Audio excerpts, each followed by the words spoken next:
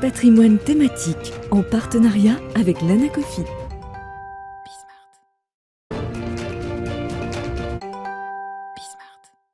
Et un patrimoine thématique donc consacré comme tous les vendredis au monde de l'art, au marché de l'art, et un marché de l'art où l'on passe en revue les actualités de la semaine avec Sybille Aoudjan, journaliste spécialisée sur ces questions au sein de la rédaction de Bismart. Bonjour Sybille. Bonjour Nicolas. Bienvenue sur ce plateau ce matin. Alors qu'est-ce qui s'est passé cette semaine dans le monde de l'art ? Je vous propose de faire quelques pas de côté aujourd'hui pour vous tourner vers des investissements plus passion, parce qu'il y a eu l'annuelle vente des hospices de Beaune, cette vente de vin. Frais inclus, elle a réalisé 12,6 millions d'euros, donc c'est des résultats inespérés. Hors frais, 11,7 millions d'euros et la totalité des lots ont été vendus. La pièce maîtresse de la vente, elle s'appelle la pièce du président. Elle a été vendue pour 800 000 euros. C'est un fût de Corton Renard de Grand Cru. Chaque année, la pièce du président, tout l'argent récolté par cette pièce du président est déversé à un réseau d'associations. Cette année, c'est Solidarité Femmes qui soutient les victimes de violences conjugales et puis l'Institut Curie qui recherche contre le cancer du sein. Deux acteurs étaient présents pour la vente, Jeanne Balibar et Pio Marbaille, qui soutiennent ces deux associations. Et alors, si on regarde la vente des autres lots, à quoi sont destinés les résultats de vente pour le coup ? Les résultats sont aussi destinés à l'entretien du patrimoine, à la modernisation des équipements et des bâtiments hospitaliers de Beaune. Et cette année, on pouvait s'attendre à des résultats bien plus faibles parce que les conditions météorologiques n'ont pas permis d'avoir autant de crus en vente. Il y avait seulement 362 lots, alors que l'année dernière, par exemple, il y en avait 630. Mais les résultats ont été maintenus. Selon Sotheby's, l'augmentation moyenne de prix par cuvée a été de 85% par rapport à l'année dernière. C'est surtout les vins blancs qui ont tiré les ventes, avec une augmentation de 115%. Et les vins rouges ont augmenté de 56%. Et puis aussi, particularité de cette année, Sotheby's a repris la gestion de la vente. Et ce, pour 5 ans, elle se place vraiment sur ce secteur des vins désormais. Alors qu'avant, c'était la concurrente Christie's qui gérait la vente depuis 2005. Et alors après les vins, Sybille, il y a les manuscrits également. Voilà, des manuscrits rares ont été vendus cette semaine pour plusieurs millions. Alors dans le cadre de la vente livres rares et manuscrits chez Christie's, il y a eu la vente du storyboard du film Dune, pensé par Alejandro Jodorowsky, donc Dune écrit par Frank Herbert. Ce storyboard a été vendu pour 2 660 000 euros, frais compris, soit plus de 110 fois son estimation de départ. Alors c'est l'adaptation cinématographique d'Alejandro Jodorowsky qui a été pensée. C'est un projet gigantesque qui n'a jamais été réalisé. Il réunissait Jean Giraud ou encore les Pink Floyd. Il voulait mettre en vedette Salvador Dali, Mick Jagger. Donc voilà, donc bien sûr, la sortie très médiatisée du Dune de Denis Villeneuve a particulièrement tiré les ventes vers le haut. Oui, on imagine bien effectivement que c'est en lien avec l'actualité. Il y a un autre manuscrit qui a été vendu, Sybille, et on reste dans le domaine de la science, même si cette fois-ci on quitte la fiction. Tout à fait. Alors c'est un manuscrit d'Einstein et de son collaborateur Michel Bessot qui ont écrit sur la relativité générale. Il a été vendu 11,6 millions après une bataille de 11 minutes, donc 1 million par minute. C'est un document de 54 pages qui documente une étape importante dans le développement de la théorie de la relativité générale établie par les scientifiques. Cette vente est opérée par Christie's, mais pour la maison de vente Agut qui est en fait en charge de la dispersion de la collection Aristophile, dont fait partie le manuscrit. En fait, Aristophile, c'est une société française qui vendait des parts dans la possession de documents du patrimoine écrit et elle a été mise en liquidation judiciaire en 2015 à la suite de soupçons d'escroquerie. Donc chaque année, Agut revend des petites parties de cette collection. Et on en parle rarement, si ce n'est jamais, dans cette émission. Sybille, c'est les NFT.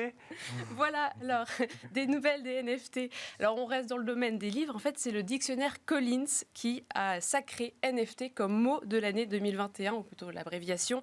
Alors, l'occasion pour moi de vous répéter la définition. Estampillé Collins, un NFT, c'est un certificat numérique unique enregistré sur une blockchain qui est utilisé pour enregistrer la propriété d'un actif tel qu'une œuvre d'art ou un objet de collection. Alors, si ce certificat numérique, lui, est bien réel. Parfois, il peut y avoir aussi des conditions frauduleuses autour. Et il y a eu un litige cette semaine autour de l'exposition Art Wars qui a été menée par le curateur Ben Moore. En fait, Art Wars, c'est rassembler plusieurs casques de Stormtroopers de Star Wars qui ont été réalisés par différents artistes assez connus, Anish Kapoor, David Bailey, etc. Et Moore, en fait, a vendu des photos de ces casques sous forme de NFT. Alors, c'est le Financial Times qui relate cette histoire. Ces artistes envisagent une action en justice contre le conservateur. Ben Moore dit qu'il regrette que certains artistes aient pris cela par surprise. Et bien sûr, il a retiré les œuvres de la vente. Mais voilà, les NFT posent vraiment la question des droits d'auteur. Et d'autant plus que des nouveaux chiffres sont tombés. Le volume des ventes des NFT est passé de 2,7 milliards en début d'année 2021 à 10,7 milliards au troisième trimestre, selon les données du cabinet d'analyse d'Apradar. Et c'est vrai que quand on peut certifier finalement une photo ou un objet visuel numérique, ça pose la question de la propriété de ce qui a été pris en photo dans le cadre des NFT. Merci beaucoup, Sybille, pour ces actualités de la semaine. On enchaîne tout de suite avec vous, Emmanuelle Kaleram. Bonjour, bienvenue sur ce plateau. Vous êtes directrice marketing chez Artspur. Artspur qui lance son Arty Friday à l'occasion du Black Friday. Alors, qu'est-ce que c'est que ce Arty Friday, Emmanuelle Kaleram ? Alors, Arty Friday, c'est une opération qu'on monte pour le Black Friday. Donc, Artspur, c'est une marketplace en ligne et internationale d'art contemporain. Donc, c'est-à-dire qu'on est une plateforme qui va mettre en relation des acheteurs d'art, des collectionneurs, des amateurs, avec des vendeurs, donc des galeries d'art professionnelles. Et du coup, pour l'occasion, on s'est demandé comment finalement jouer les codes à la fois du e-commerce et à la fois du marché de l'art, parce qu'on est vraiment une start-up finalement à la jonction de ces deux marchés. Et on s'est dit qu'on allait surfer sur ce temps fort commercial qui est devenu indispensable. Bien sûr, un incontournable, effectivement, le Black Friday, mais bon, vous n'allez pas faire j'imagine, du moins 60% sur des œuvres d'art. Ouais. Et du coup, justement, en ne dénaturant pas ce que nous faisons, on s'est dit qu'est-ce qu'on sait faire, qu'est-ce qu'on aime faire finalement, c'est parler d'art. Et du coup, pendant ces 4 jours, donc du vendredi 26 au lundi 29, on va mettre en lumière 40 jeunes talents en qui on croit sincèrement. Donc il y a un geste incitatif de 5% et 10% le dernier jour sur tout le site, mais ce n'est pas là le cœur de l'opération. Le cœur de l'opération, c'est vraiment d'avoir sélectionné ces 40 talents, qui sont des jeunes artistes, ce ne sont pas des best-sellers, ce ne sont pas encore des stars du marché de l'art. Et on les a sélectionnés avec un partenaire de choix qui est Marine Tanguy et son agence d'artistes MT Art.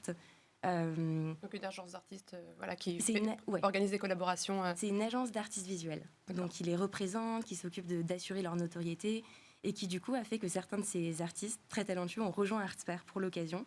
Et du coup, on a choisi ensemble ces 40 jeunes talents.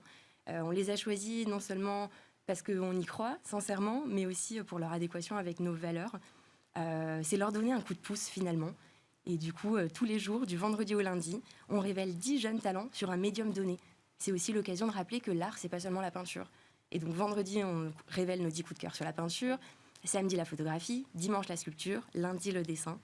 Et donc pour vraiment attirer l'attention. Promouvoir finalement la jeune création. La jeune création. Qui est-ce que vous ciblez à travers cette opération ? Parce que du coup, c'est des artistes émergents.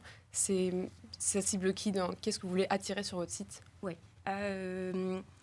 On cible plutôt des jeunes collectionneurs ou des amateurs d'art non initiés qui sont finalement en fait notre public cible chez Artspur. Il faut savoir que à peu près un acheteur sur 2 sur Artspur, c'est un primo acheteur d'art tout court. Donc c'est des gens qui finalement sont des amateurs d'art, connaissent les grands noms, aiment bien faire des expositions, mais ne sont pas du tout nés dans une famille collectionneur où ont forcément tous les codes. Et c'est à ça que finalement aussi avoir un site, être une plateforme, être finalement un site e-commerce est aussi hyper important pour toucher cette cible-là. Donc on touche naturellement des gens plutôt à l'aise avec le digital, mais il n'y a pas un public cible, ça va de 30 ans à 70 ans. C'est une cible qui est internationale. Et avec cette jeune création, c'est vrai qu'on a aussi envie d'attirer finalement des jeunes collectionneurs, un jeune public qui va être plus sensible à l'idée de soutenir des jeunes artistes. Et c'est ce qu'on a envie de mettre en valeur dans cette opération. Pour vous, est-ce qu'il y aurait d'autres manières de démocratiser l'art ou d'attirer des nouvelles personnes à acheter de l'art ? Je pense qu'il faut vraiment prendre en considération qu'il n'y a pas un seul acheteur type et que justement ces jeunes acheteurs, comme on a tendance à les appeler, sont devenus absolument des acteurs moteurs sur le marché de l'art. Et pour les toucher, il faut parler avec leur code.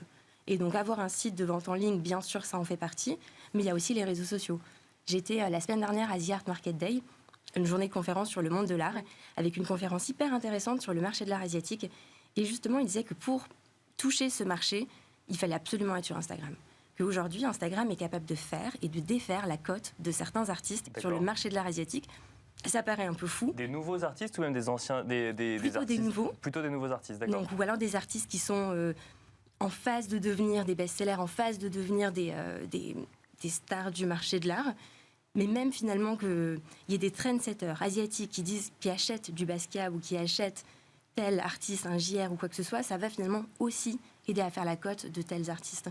Donc il y a vraiment quelque chose là qui est hyper important, de bien maîtriser ces plateformes et de s'adresser aux jeunes là où ils sont, tout simplement. Parce que les réseaux sociaux, ça va plus du coup passer par des influenceurs et du coup les Asiatiques vont se référer à leur goût, plus que de la découverte d'artistes sur les réseaux sociaux. Il y a aussi de ça.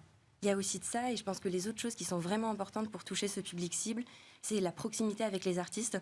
C'est quelque chose qu'on fait beaucoup chez Artspert, de donner la parole, de faire visiter leur atelier, de faire des take-overs où des artistes finalement nous expliquent comment ils font, quelle est leur pratique artistique, qu'est-ce qu'ils ont envie de dire avec ces œuvres. Un petit peu de décomplexer, peut-être démystifier même l'art contemporain qui semble souvent un peu opaque.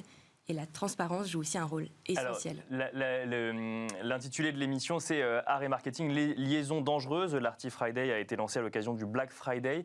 Est-ce que surfer sur une tendance marketing quand on est dans le monde de l'art, c'est quelque chose qui peut porter finalement et faire découvrir ce monde à de nouveaux collectionneurs, ou à l'inverse, ça peut aussi être décrié en disant mais qu'est-ce que le marketing vient faire dans le monde de l'art ?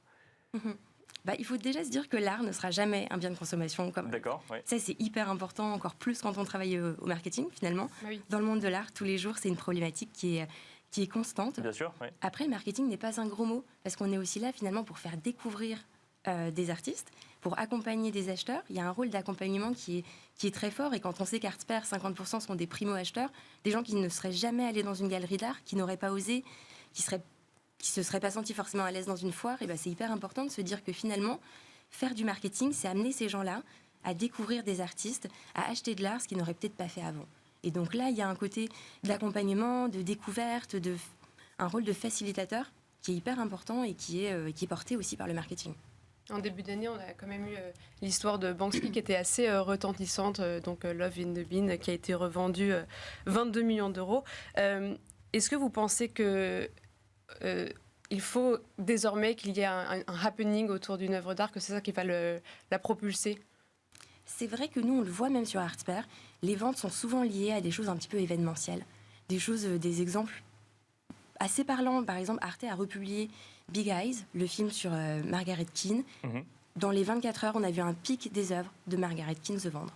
Donc il y a des choses comme ça qui sont assez saisissantes. Si JR fait un nouveau collage, on voit des œuvres de JR se vendre. Si un artiste défraie un peu la chronique, ou au contraire une œuvre est très vendue, un Murakami, un Kunz, ou quand c'est la FIAC, et que les artistes présents à la FIAC, nous on le sent. Donc effectivement, il y a quelque chose d'un petit peu événementiel. Ça ne veut pas dire que c'est nécessaire, il y a aussi des tendances de fond, il y a aussi des artistes qui auront toujours la cote, ou alors c'est beaucoup plus progressif. Mais c'est vrai qu'il y a quelque chose finalement d'un peu événementiel dans le marché de l'art, et on le sent aussi. Parce que ça touche des très jeunes et qui sont ultra connectés et qui... Parce que ça va vite, parce que ça va très très vite, et que justement... il faut être présent tout de suite, il faut avoir peut-être l'offre au moment même où la demande se fait, parce que 24 heures après, le phénomène, il peut être passé. Mais alors, je rebondis sur l'exemple Banksy, mais également Jeff Koons. Donc, c'est des artistes qui sont mondialement connus. C'est presque des marques aujourd'hui, finalement. Alors, c'est des artistes derrière, mais c'est presque la marque Banksy, la marque Jeff Koons, avec les différentes œuvres estampillées de la signature, non ? Ou il ne faut pas le voir comme ça ? Là, on rejoint presque du marketing. Oui, ouais. Mais c'est bien fait aussi, et puis c'est une façon de protéger finalement ce qu'ils font, qu'il y ait une certaine cohérence. Après, c'est vrai que Koons, on peut se poser la question, finalement, où s'arrête l'artiste, où commence la marque. Bien sûr, oui. Mais par exemple, c'est une question de cohérence, je pense, de protéger son héritage artistique, que d'être toujours très fidèle et de verrouiller finalement son image. Et ce que je peux comprendre aussi, avant Sybille parlait de droit d'auteur, est-ce que c'est pas important pour les artistes aussi, alors dans ce cas, d'être hyper vigilant sur qui utilise leurs œuvres, comment, pourquoi, et je peux comprendre.